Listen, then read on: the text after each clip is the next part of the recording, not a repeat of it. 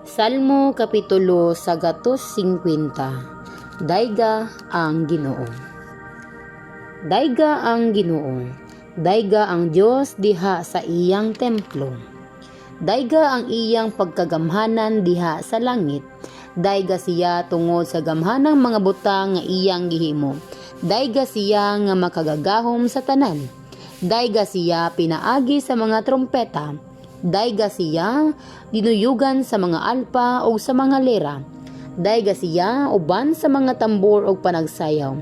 Dayga siya tinuyugan sa mga alpa o sa mga plauta. Dayga siya uban sa mga piyang-piyang sa masaba nga mga piyang-piyang.